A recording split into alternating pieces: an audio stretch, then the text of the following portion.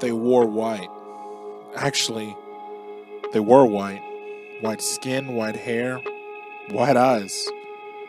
Nothing about their appearance had color.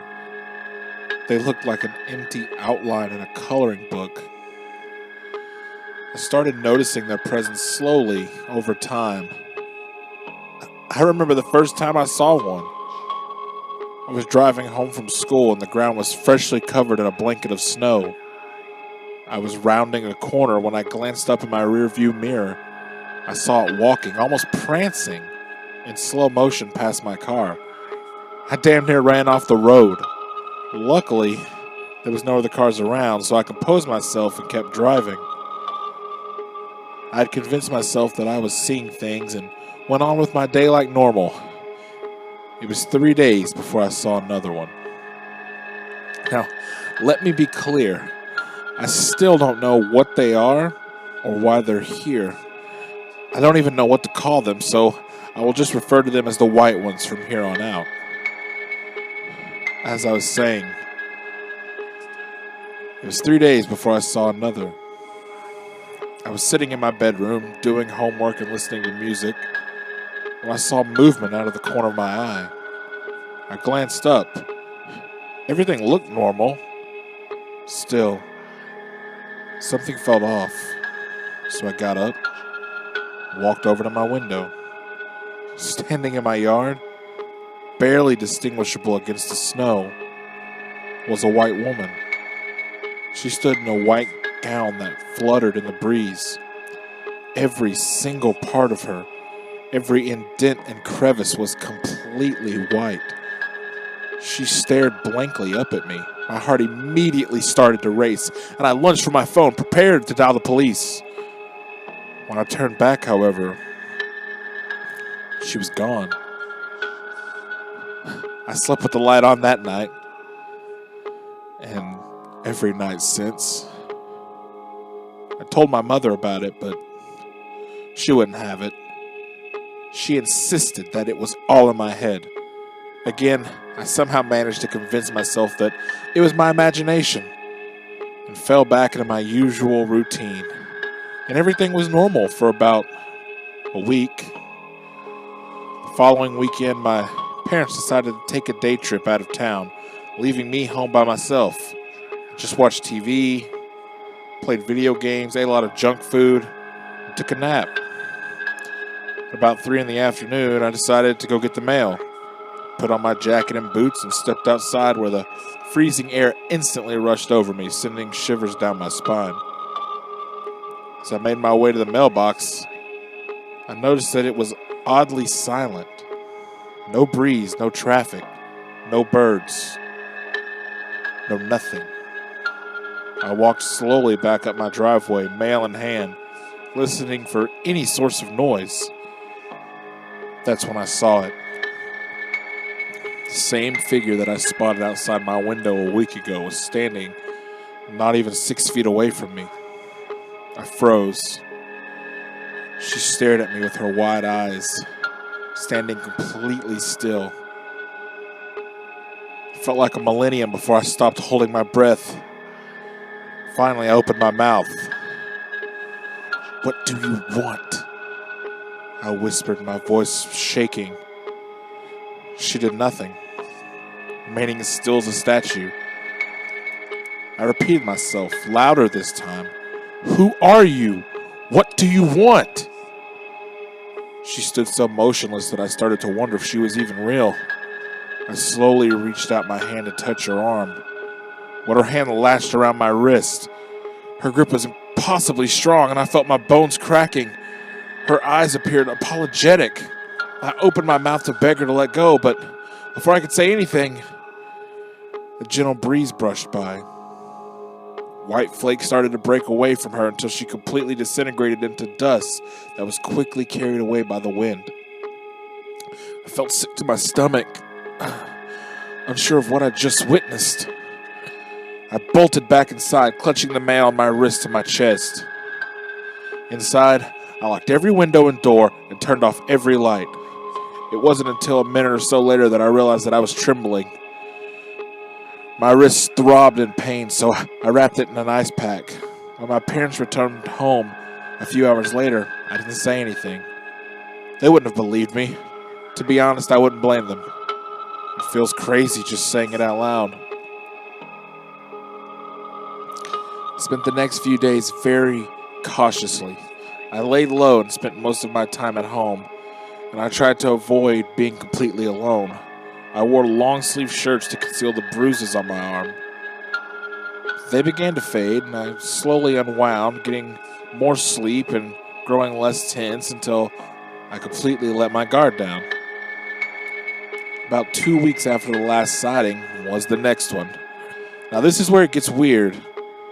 It was a Saturday morning, and I was walking out to my car when I felt a cool draft in the back of my neck. Since it's the winter, this normally wouldn't be odd, but the air around me was completely still.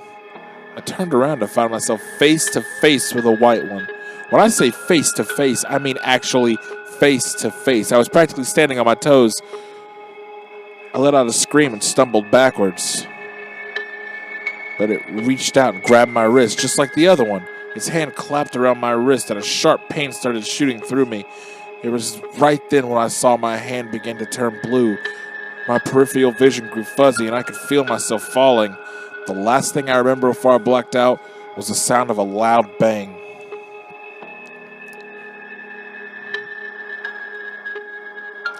I woke up on a strange couch in a house that I didn't recognize. There were animal heads mounted on plaques covering the walls. They were all different sizes, scattered around the room. Deer, raccoons, squirrels, even a fox. The walls had artificial wood appearance, like the inside of a log cabin. I sat up. My heart began to race. Oh, good! You're awake! I looked up to see a large man in a plaid shirt and suspenders enter the room.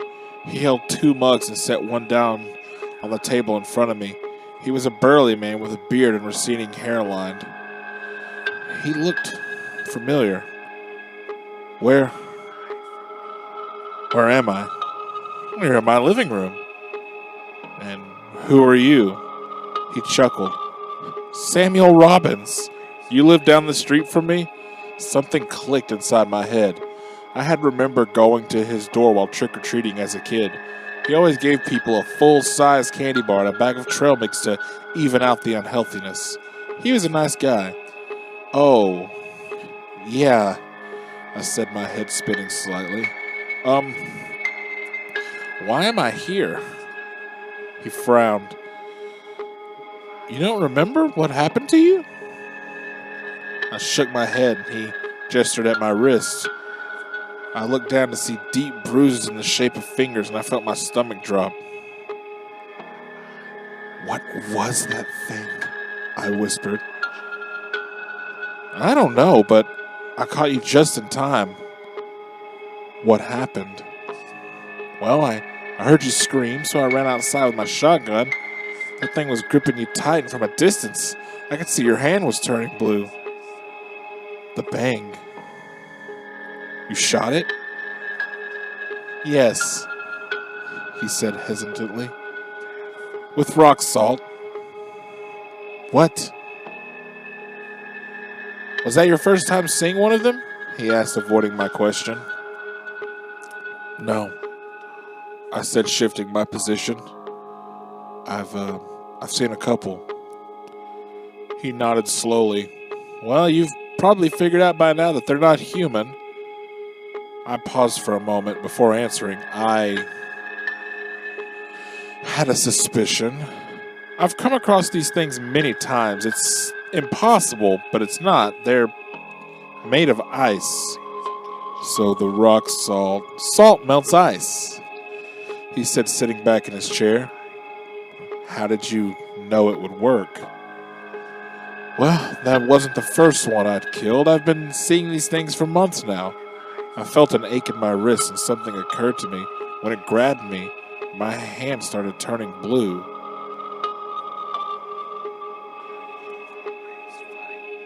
Bright blue, almost crystalline, unlike anything that could happen to a person. But why did it? He looked down at his hands, his face falling. It was turning you to ice. It was turning you into one of them. My heart skipped a beat. Well, how? How do you know that? Because I've seen it happen before. I felt sick to my stomach. Does that mean they were all human once? I believe so. I sat back, closing my eyes. Why? I whispered after a minute. He shook his head solemnly. I wish I knew how to answer that, but I really don't. I just don't think this is going to end anytime soon. The sunlight peeked through the blinds and fell across me. I could feel the warmth in my hand. The warmth. The sun. What about when spring comes? And summer? I asked. If they're somehow made of ice, wouldn't they melt? He sat up, his eyebrows furrowed. Huh. Well, I never thought of that. I guess it's possible. For the first time since I woke up, I felt a wave of relief wash over me. It'll be over soon. You have to remember, he said, suddenly snapping me out of my happy place. It's only January. If they do melt in the spring, that won't be for 2 or 3 more months. He leaned in, lowering his voice. Don't let your guard down.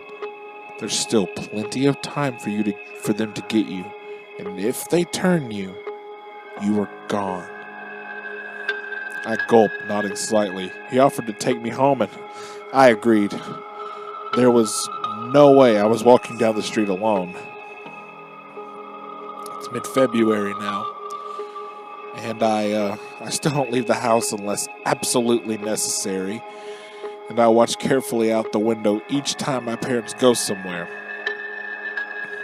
Tucked underneath my bed is a shotgun with concentrated chunks of rock salt. I've been waiting patiently for summer to come. The days have gone by agonizingly slow, and I've grown to be somewhat of a recluse. I just can't risk it. There is one thing, however, that keeps me up at night. What if they never melt come summer? Will I be stuck in here forever? How long will it be before they get me? How long will it be before they get us all?